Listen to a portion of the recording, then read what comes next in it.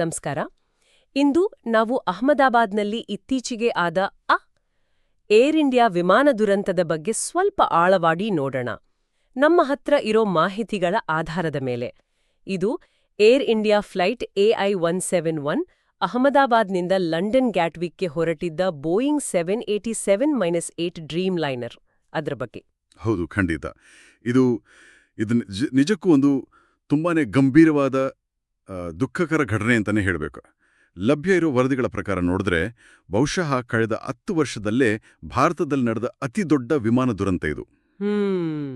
ಇದ್ರ ಬಗ್ಗೆ ಕಾರಣಗಳೇನಾಗಿರ್ಬೋದು, ತನಿಖೆ ಎಲ್ಲಿದೆ, ಆಮೇಲೆ ಇದರ ಪರಿಣಾಮಗಳೇನು ಅನ್ನೋದನ್ನ ನಮ್ಮ ಮೂಲಗಳೇನು ಹೇಳ್ತವೆ ಅಂತ ನೋಡೋಣ. ಹೌದು, ಆ ಮೂಲಗಳ ಪ್ರಕಾರ ಘಟನೆ ಆಗಿದ್ದು ಜೂನ್ 12, 2025 ಮಧ್ಯಾಹ್ನ ಸುಮಾರು 1:38ಕ್ಕೆ, ಅಂದ್ರೆ ಟೇಕ್ ಆಫ್ ಆದ ಕೇವಲ 30 ಸೆಕೆಂಡ್ಗಳಲ್ಲಿ.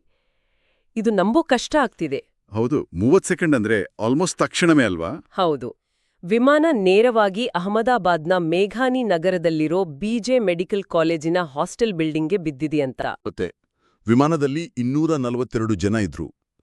ಅಂದ್ರೆ 230 ಪ್ಯಾಸೆಂಜರ್ಸು, 12 ಸಿಬ್ಬಂದಿ. ಅದರಲ್ಲಿ ಕೇವಲ ಒಬ್ಬರು ಮಾತ್ರ, ವಿಶ್ವಾಸ್ ಕುಮಾರ್ ರಮೇಶ್ ಅಂತ, ಸೀಟ್ 11ನಲ್ಲಿದ್ದೋರು, ಅವರು ಮಾತ್ರ ಬದುಕುಳಿದಿದ್ದಾರೆ ಅಂತ ವರದಿಗಳು ಕನ್ಫರ್ಮ್ ಮಾಡಿವೆ. ಒಬ್ರೇನಾ? ಹೌದು.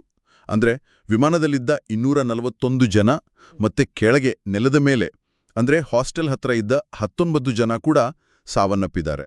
ಜೊತೆಗೆ 60ಕ್ಕೂ ಹೆಚ್ಚು ಜನರಿಗೆ ಗಾಯಗಳಾಗಿವೆ. ಅಯ್ಯೋ, ಇದು ದೊಡ್ಡ ದುರಂತವೇ ಸರಿ. ಹಾಗಾದ್ರೆ ಇದರ ತನಿಖೆ ಯಾರು ಮಾಡ್ತಿದ್ದಾರೆ?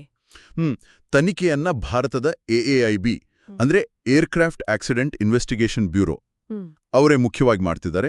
ಇವರು ಸ್ವತಂತ್ರ ಸಂಸ್ಥೆ. ಸರಿ. ಅವರಿಗೆ ನಮ್ಮ DGCA, ನಾಗರಿಕ ವಿಮಾನಯಾನ ನಿರ್ದೇಶನಾಲಯ, ಆಮೇಲೆ ಬೋಯಿಂಗ್ ಕಂಪ್ನಿ, ಇಂಜಿನ್ ಮಾಡಿದ GE ಏರೋಸ್ಪೇಸ್, ಬಹುಶಃ UK AAIB ಮತ್ತೆ ಅಮೆರಿಕದ NTSB ಕೂಡ ಸಹಾಯ ಮಾಡ್ತಿರ್ಬೋದು ಅಂತ ಅನ್ಸುತ್ತೆ. ಓಕೆ, ಅಂದ್ರೆ ಅಂತಾರಾಷ್ಟ್ರೀಯ ಸಹಕಾರನೂ ಇದೆ. ಹೌದು. ತನಿಖೆಗೆ ಬೇಕಾದ ಪ್ರಮುಖ ಸಾಕ್ಷಿ ಅಂದ್ರೆ ಬ್ಲ್ಯಾಕ್ ಬಾಕ್ಸ್ಗಳು. ಫ್ಲೈಟ್ ರೆಕಾರ್ಡರ್ಸ್. ಹೌದು, ಫ್ಲೈಟ್ ಡೇಟಾ ರೆಕಾರ್ಡರ್ ಮತ್ತೆ ಕಾಕ್ಪಿಟ್ ವಾಯ್ಸ್ ರೆಕಾರ್ಡರ್ ಎರಡೂ ಸಿಕ್ಕಿವೆ. ಇಂಟ್ರೆಸ್ಟಿಂಗ್ ವಿಷಯ ಏನಂದ್ರೆ ಈ ಸಲ ಅದನ್ನ ಭಾರತದಲ್ಲೇ ಅನಲೈಸ್ ಮಾಡ್ತಿದ್ದಾರೆ. ನಮ್ಮಲ್ಲೇ ಹೊಸ AAIB ಡಿಕೋಡಿಂಗ್ ಲ್ಯಾಬ್ ಇದೆಯಂತೆ.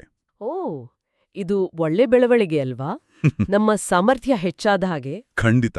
ಪ್ರಾಥಮಿಕವಾಗಿ ಏನಾದ್ರು ಸುಳಿವು ಸಿಕ್ಕಿದ್ಯಾ ಅಂದ್ರೆ RAT ಅಂದ್ರೆ ರ್ಯಾಮ್ ಏರ್ ಟರ್ಬೈನ್ ಅಂತ ಇರುತ್ತೆ ಎಮರ್ಜೆನ್ಸಿ ಪವರ್ಗೆ, ಅದು ಆಕ್ಟಿವೇಟ್ ಆಗಿರಬಹುದು ಅನ್ನೋ ಸೂಚನೆ ಇದೆ.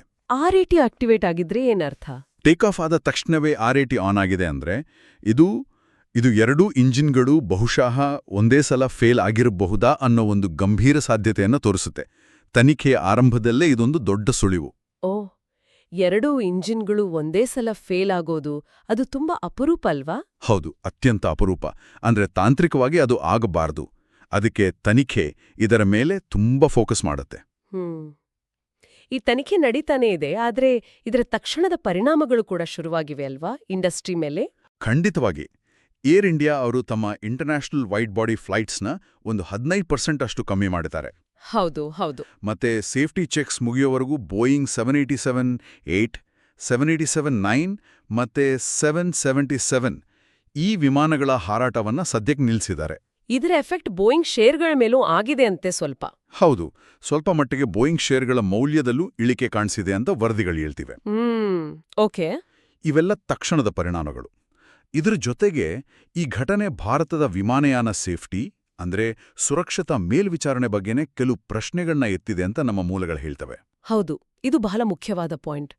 ಒಂದು ಕಡೆ ನಮ್ಮ ಏವಿಯೇಷನ್ ಇಂಡಸ್ಟ್ರಿ ತುಂಬಾ ವೇಗವಾಗಿ ಬೆಳೀತಿದೆ, ಹೊಸ ಹೊಸ ಫ್ಲೈಟ್ಗಳು, ಏರ್ಲೈನ್ಸ್. ಆದ್ರೆ ಇನ್ನೊಂದು ಕಡೆ ಇದನ್ನೆಲ್ಲ ನೋಡ್ಕೋಬೇಕಾದ ಸಂಸ್ಥೆ ಅಂದ್ರೆ DGCA. ಹೌದು. ಅಲ್ಲಿ ಬಜೆಟ್ ಕಡಿತ, ಸಿಬ್ಬಂದಿ ಕೊರತೆ, ಇಂಥ ಸಮಸ್ಯೆಗಳೂ ಇವೆ ಅಂತ ಕೇಳಿ ಬರ್ತಿದೆ. ಈ ಗ್ಯಾಪ್ ಇದೆಯಲ್ಲ ಬೆಳವಣಿಗೆ ಮತ್ತು ನಿಯಂತ್ರಣದ ನಡುವೆ, ಇದು ಸ್ವಲ್ಪ ಆತಂಕಕಾರಿ. ನಿಜ, ಗಮನಿಸಬೇಕಾದ ವಿಷಯ ಇದು. ಇದ್ರ ಜೊತೆಗೆ ಪೈಲಟ್ಗಳು ಅವರ ಒಂದು ವರ್ತನೆಯಲ್ಲೂ ಬದಲಾವಣೆ ಆಗಿದೆ ಅಂತ ಇದೆಯಲ್ಲ? ಹೌದು.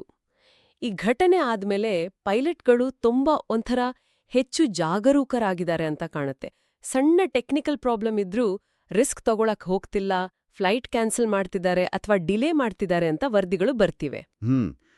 ಈ ಒಂದು ಅತಿಯಾದ ಎಚ್ಚರಿಕೆ ಅನ್ನಬಹುದು, ಇದು ಸ್ವಲ್ಪ ಸಮಯ ಹೀಗೆ ಇರಬಹುದು ಅಂತ ಎಕ್ಸ್ಪರ್ಟ್ಸ್ ಹೇಳ್ತಾರೆ. ಸರಿ, ಅರ್ಥಾಯ್ತು. ಹಾಗಾದ್ರೆ ತನಿಖೆಯ ವರದಿಗಳು ಯಾವಾಗ ಬರಬಹುದು ಅಂತ ನಿರೀಕ್ಷೆ ಮಾಡಬಹುದು? ಸಾಮಾನ್ಯವಾಗಿ ಪ್ರಾಥಮಿಕ ವರದಿ ಅಂದ್ರೆ ಪ್ರಿಲಿಮಿನರಿ ರಿಪೋರ್ಟ್ ಒಂದು 30 ದಿನದಲ್ಲಿ ಬರಬಹುದು, ಅಂದ್ರೆ ಸುಮಾರು ಜುಲೈ ಮಧ್ಯದ ಹೊತ್ತಿಗೆ. ಓಕೆ. ಆದರೆ ಫೈನಲ್ ರಿಪೋರ್ಟ್ ಪೂರ್ತಿ ವಿವರಗಳಿರೋದು ಅದಕ್ಕೊಂದು ವರ್ಷ ಬೇಕಾಗ್ಬೋದು. ಅದು ಅಂತಾರಾಷ್ಟ್ರೀಯ ನಿಯಮ. ತನಿಖೆ ಮುಖ್ಯವಾಗಿ ಯಾವ ವಿಷಯಗಳ ಮೇಲೆ ಫೋಕಸ್ ಮಾಡಬಹುದು? ಮುಖ್ಯವಾಗಿ ಈ 2 ಇಂಜಿನ್ಗಳು ಯಾಕೆ ಒಂದೇ ಸಲ ಫೇಲ್ ಆದ್ವು, ಏನಾದ್ರೂ ಮ್ಯಾನುಫ್ಯಾಕ್ಚರಿಂಗ್ ದೋಷನಾ ಅಥವಾ ಮೇಂಟೆನೆನ್ಸ್ನಲ್ಲೇನಾದ್ರೂ ಎಡವಟ್ಟಾಗಿದೆಯಾ, ಆಮೇಲೆ ಪೈಲಟ್ಗಳ ರಿಯಾಕ್ಷನ್ ಹೇಗಿತ್ತು ಆ ಪರಿಸ್ಥಿತಿಗೆ, ಮತ್ತೆ ಒಟ್ಟಾರೆಯಾಗಿ ನಮ್ಮ ಸೇಫ್ಟಿ ಸಿಸ್ಟಮ್ ಮೇಲ್ವಿಚಾರಣೆಯಲ್ಲಿ ಏನಾದ್ರೂ ಕೊರತೆಗಳಿದ್ವಾ, ಇವೆಲ್ಲವನ್ನೂ ನೋಡ್ತಾರೆ. ನಿಜಕ್ಕೂ ಒಂದು ದೊಡ್ಡ ದುರಂತ. ಇದರ ನಿಖರ ಕಾರಣ ತಿಳಿಬೇಕು ಅಂದ್ರೆ ಆ ವರದಿಗಳು ಬರೋವರೆಗೂ ಕಾಯ್ಲೇಬೇಕು ನಾವು. ಸದ್ಯಕ್ಕೆ ತನಿಖೆ ನಡೀತಿದೆ ಅನ್ನೋದು ಸ್ಪಷ್ಟ. ಹೌದು, ಖಂಡಿತ. ಈ ನಿರ್ದಿಷ್ಟ ಘಟನೆಯ ಕಾರಣ ಏನೇ ಇರಲಿ, ಈ ಇಡೀ ಪ್ರಕರಣ ನಮ್ಮ ಮೂಲಗಳು ಹೇಳುವ ಹಾಗೆ ಒಂದು ದೊಡ್ಡ ಪ್ರಶ್ನೆಯನ್ನಂತೂ ಮುಂದಿಟ್ಟಿದೆ. ಅಂದ್ರೆ ಭಾರತದ ಏವಿಯೇಷನ್ ಸೆಕ್ಟರ್ ಇಷ್ಟೊಂದು ವೇಗವಾಗಿ ಬೆಳೀತಿರುವಾಗ ಆ ಬೆಳವಣಿಗೆಗೆ ತಕ್ಕಂತೆ ನಮ್ಮ ಸುರಕ್ಷತಾ ನಿಯಮಗಳು, ಅದರ ಪಾಲನೆ, ಅದರ ಮೇಲ್ವಿಚಾರಣೆ ಇವೆಲ್ಲವೂ ಅಷ್ಟೇ ಸಶಕ್ತವಾಗಿದೆಯಾ? ಇದು ಯೋಚಿಸಬೇಕಾದ ವಿಷಯ. ಹೌದು. ಭವಿಷ್ಯದಲ್ಲಿ ಇಂಥ ಘಟನೆಗಳು ಆಗದ ಹಾಗೆ ನೋಡ್ಕೊಳ್ಳೋಕೆ ಕೇವಲ ತಾಂತ್ರಿಕ ಕಾರಣಗಳನ್ನ ಸರಿಪಡಿಸಿದ್ರೆ ಸಾಕಾ ಅಥವಾ ವ್ಯವಸ್ಥೆಯಲ್ಲೇ ಏನಾದರೂ ಬದಲಾವಣೆಗಳು ಬೇಕಾಗತ್ತಾ? ಇದನ್ನ ಗಂಭೀರವಾಗಿ